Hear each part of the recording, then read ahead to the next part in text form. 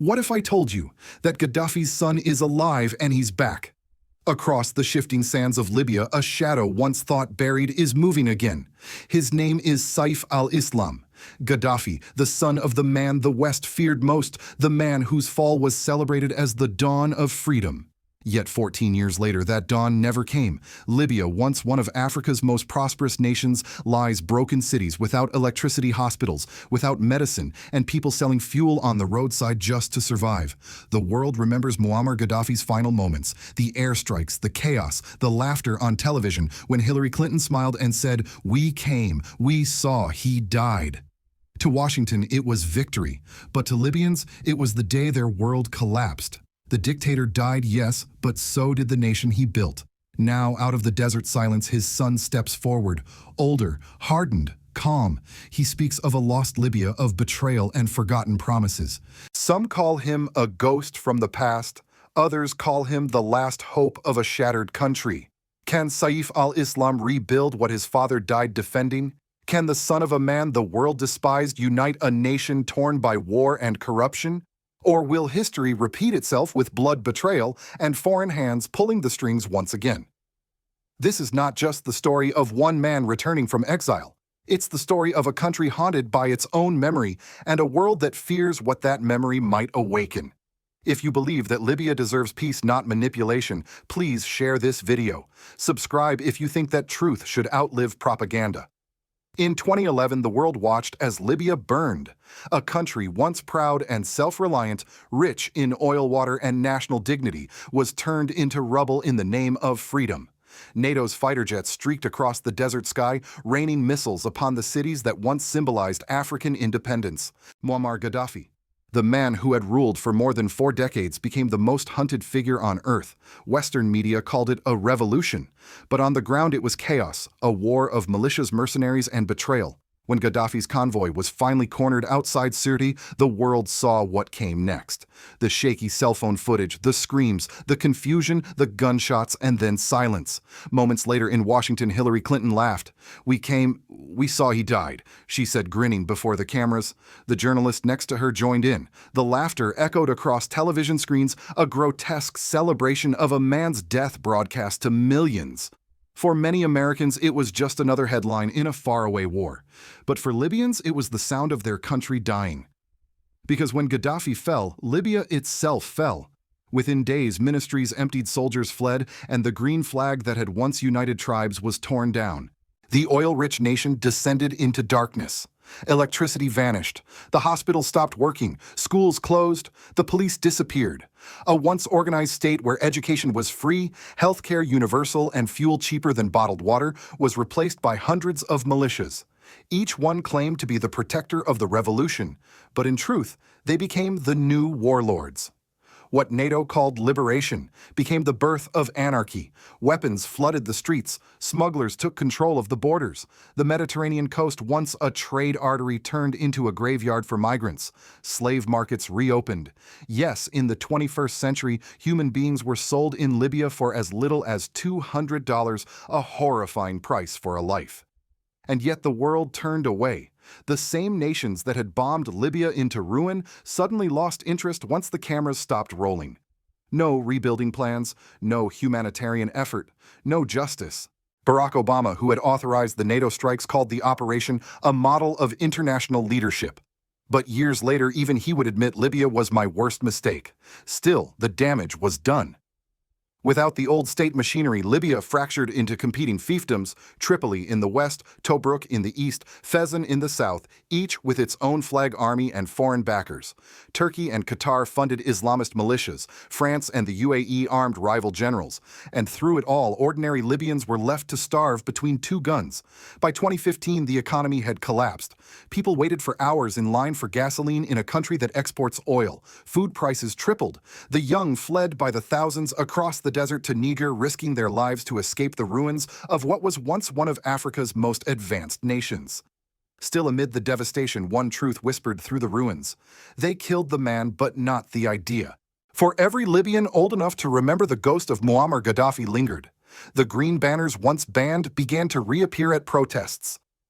People spoke in hushed tones of how life used to be, how streets were safe, how the government provided homes, how Libya stood tall before the West. That nostalgia became dangerous, because nostalgia can become a movement. And from that silence, from those whispers in the desert, a name began to surface again, one that carried both hope and fear: Saif al-Islam Gaddafi. He had vanished into the dunes after his father's death. Some said he was captured, others said he was dead. But deep down, many Libyans believed he would return. For nearly 6 years, Libya heard nothing from Saif al-Islam Gaddafi. He was presumed dead, executed, or locked away in some forgotten desert cell. But in 2017, a whisper became a headline. From the east of Libya came an announcement: Saif al-Islam had been pardoned. The son of the fallen leader had walked free. And then he vanished again. For 4 long years, silence. No photographs, no statements, only rumors that he was moving through the sands of Fezzan, protected by loyal tribesmen, rebuilding connections once destroyed by war. To some, he was a fugitive. To others, a legend. Then, in 2021, the ghost spoke. A journalist from the New York Times was invited to an undisclosed location deep in southern Libya. There, seated in a simple tent, an older Saif appeared, his beard gray, his hands scarred, his voice calm. The cameras rolled. "They have raped and humiliated our country," he said softly. "We have no money, no security, no life. We export oil to Italy. We power half of Europe, yet our people live in darkness." It wasn't a political speech, it was a confession of pain and a declaration of intent. Saif al-Islam announced that he would return to public life not as a prince or a warlord, but as a Libyan citizen ready to rebuild his nation. Across Libya, the reaction was electric. In Tripoli, people whispered his name like a forbidden prayer. In the southern towns, murals of his father reappeared painted in green. In the east, old army officers quietly raised their glasses and said, "Maybe this time Libya will rise again."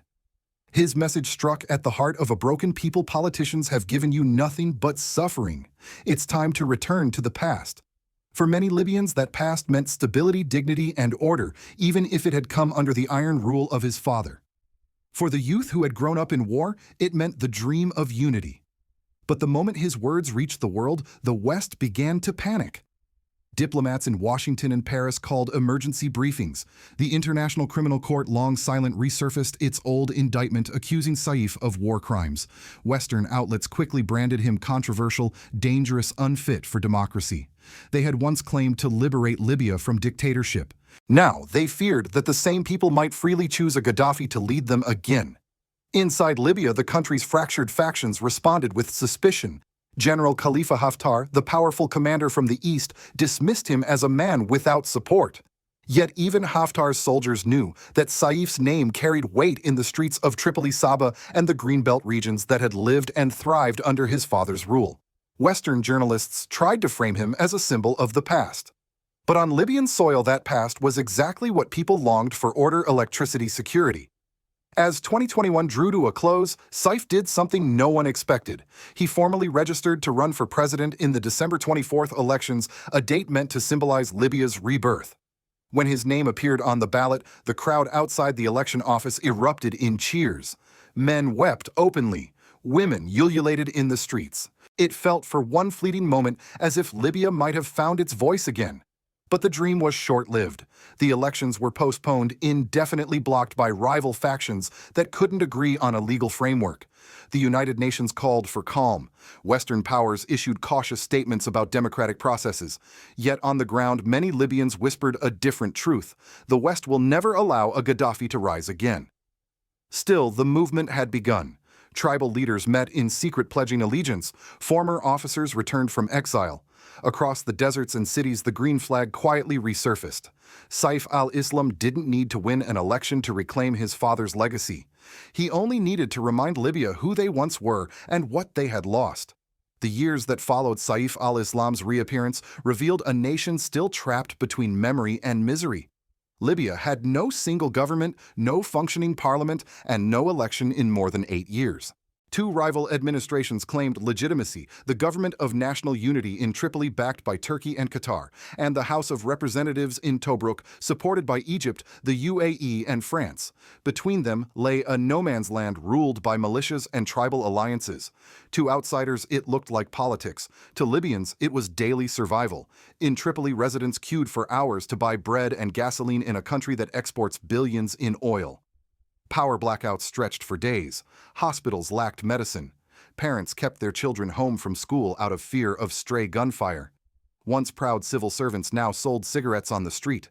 From Benghazi to Sabha, kidnappings and ransom demands became part of everyday life. You leave your house in the morning, one taxi driver told a local journalist, and you pray you return by sunset. That was the Libya left behind by promises of democracy, a fractured landscape where no one knew who was in charge and where the ghosts of the past felt more real than the institutions of the present. The political class, meanwhile, thrived. Dozens of interim ministers lived in luxury hotels abroad, funded by oil revenues they barely controlled. Western envoys held meetings in Tunis and Rome, speaking of peace, while ordinary Libyans starved. It was in this vacuum that Saif al-Islam's name began to grow again, not through propaganda, but through longing. In the southern towns of Fezzan, elders gathered under acacia trees and repeated the same phrase. At least under his father we had security. In Tripoli's poorer neighborhoods, young men painted green graffiti on the walls, small acts of rebellion against a political order that had given them nothing. Even among those who had once opposed Muammar Gaddafi, a new realism took hold. One former revolutionary admitted, yes, it was a dictatorship, but it was ours. What we have now is slavery to foreigners. This quiet shift terrified Libya's current leaders. If nostalgia could become movement, then power could change hands without a bullet being fired. Civil society, once vibrant, has grown silent. Journalists self-censor, activists disappear. And yet, through encrypted chat groups and nighttime gatherings, people discuss one question with dangerous boldness. Could Saif be the one to restore order? Politically, his return has already changed the game. General Haftar, long viewed as Libya's strongman, now faces competition for nationalist legitimacy. Western diplomats, uncertain how to engage, walk a careful line, publicly demanding justice through the ice while privately acknowledging Saif's influence on the ground. In a strange twist of irony, the man once accused of crimes against humanity has become for many Libyans a symbol of humanity itself, someone who understands their humiliation and loss. But his rise also deepens Libya's divisions. Each step he takes toward power threatens to reopen the wounds of 2011. Families of the revolution's victims fear revenge. Others warn that if Saif wins, the fragile ceasefire could collapse. And yet, in a nation where people have stopped believing in elections, constitutions, and imported democracy, his name still carries weight because it offers something that no government since 2011 has delivered: the possibility of belonging. For Libya's weary citizens, that simple word belonging may matter more than any promise of freedom. In Washington, Saif al-Islam Gaddafi's name is little more than a ghost, one that refuses to stay buried.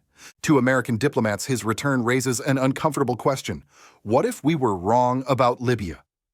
14 years ago, the United States and NATO launched a humanitarian intervention that toppled Muammar Gaddafi in the name of democracy. The message was clear: when dictators fall, freedom follows. Yet what followed in Libya was not democracy, it was devastation. American officials now speak of Libya in hushed tones, as if the subject itself is cursed. Behind closed doors, they admit what they rarely say aloud: the West created a vacuum it cannot fill. For the U.S. establishment, Saif's reemergence is not merely a political event, it is an ideological threat. His return exposes the central myth of Western intervention, that outside powers can destroy a nation in the name of saving it. In 2011, President Obama had promised that the Libyan people can now determine their own destiny. But under the rubble of that promise lies a question that still haunts Washington. Whose destiny was it really across Europe? The reaction has been equally conflicted. In Paris, officials remember that it was French jets that led the first strikes over Libya. In Rome, there are whispers that Libya's collapse unleashed the migrant crisis that still shakes European politics today. Italy, once Libya's colonial ruler, now depends on Libyan militias to block the flow of refugees, men and women who might have lived peacefully had their country not been bombed into chaos. For the International Criminal Court in The Hague, Saif's name is an unfinished case file. The indictment for war crimes still hangs over him, a legal shadow used by Western powers to remind Libya who truly holds authority. Yet among ordinary Libyans, that same ICC symbol means nothing. To them, it is not justice, it is hypocrisy. Who prosecuted NATO for bombing our cities? One Libyan mother asked a journalist. Who will charge the men who sold our daughters into slavery? Outside the West, the tone is different. Russia and several African nations now see Libya as a battleground for a new kind of sovereignty. Moscow's foreign ministry calls the 2011 intervention the original sin of modern Western policy in Africa. Leaders from Mali, Niger, and Burkina Faso cite Libya's destruction as the warning that guides their own refusal to accept foreign control. In this shifting landscape, Saif al-Islam's message resonates: Libya must save itself from outsiders, from corruption, from division. It is a message that frightens those who profit from instability, yet inspires those who still believe that nations can rebuild on their own terms. For the United States, his potential rise poses a moral dilemma. If Washington supports democracy, should it oppose a Libyan election simply because a Gaddafi might win? And if it believes in justice, should it trust an ICC that prosecutes Africans while ignoring the crimes of those who wage wars in their name? The answer perhaps lies not in geopolitics, but in conscience. Because every time Libya bleeds, the world is reminded that no country can be saved by those who do not understand its soul. Libya today is not merely a failed state, it is a mirror held up to the world's conscience. A decade ago, the nations that bombed it promised liberation. They spoke of freedom, democracy, and human rights. But what they left behind is a wound that has never healed a nation, divided, exhausted, and haunted by the memory of what it used to be. And now, as Saif al-Islam Gaddafi steps back into the light, the ghosts of the past rise with him. For some, he is a symbol of hope, the last surviving bridge to a time when Libya stood tall, independent, and self-sufficient. For others, he is a reminder of the fear and repression that once ruled the land. But whichever way history remembers him, one truth is undeniable. The story of Libya is far from over. The West may fear his return because it forces the world to confront a question it would rather avoid. What if the dictator's son represents not tyranny, but stability? What if the true tragedy was not Gaddafi's rule, but his fall? In the deserts of Africa, where ancient trade routes still whisper through the sand, people are beginning to ask those questions aloud. In Niamey, in Bamako, in Ouagadougou, in Tripoli, they look at Libya's ruin and see a warning carved in stone: never let foreigners decide your destiny. Because every intervention sold as freedom has left behind only ashes. Iraq, Syria. Libya, the pattern is the same. The powerful take what they want, call it justice, and move on. But Africa is changing. A new generation of leaders from the Sahel to the savannas is refusing to bow to old powers. Ibrahim Traore in Burkina Faso, Assimi Goïta in Mali, Abdurrahmane Chiani in Niger, they all learned from Libya's fall. They understand that sovereignty is not given, it is defended. And so, as Saif al-Islam Gaddafi rebuilds his network in silence, as Libya once again becomes a symbol of resistance, the question remains: will the world allow this nation to stand on its own feet, or will history repeat itself under the same flags of humanitarian intervention? You watching this now know the answer lies not in Washington, Paris, or The Hague, but in the hearts of those who still believe in justice. If you believe that Libya deserves peace, not punishment, share this story. If you believe that truth should outlive propaganda, subscribe and help this voice reach those who still care. Because sometimes history doesn't end with a death. Sometimes it begins with a return.